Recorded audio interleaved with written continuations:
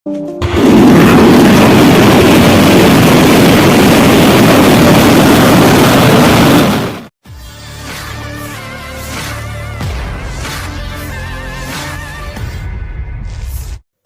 rekaman detik-detik artileri dari militer Rusia menutupi posisi angkatan bersenjata Ukraina di dekat Kremenaya. Tampak rentetan artileri diluncurkan di malam hari dan menargetkan posisi pasukan Ukraina dari jarak jauh.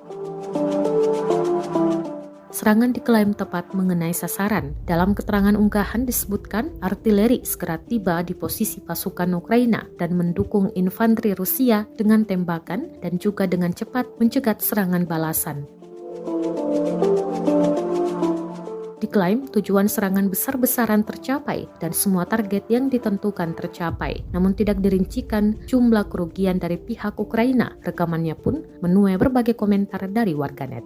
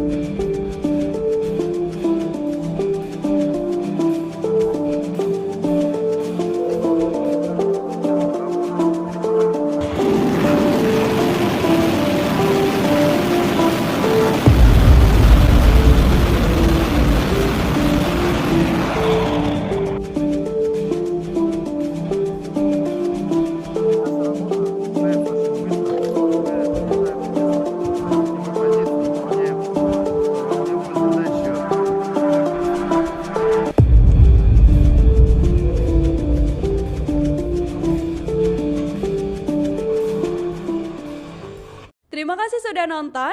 Jangan lupa like, subscribe, dan share ya.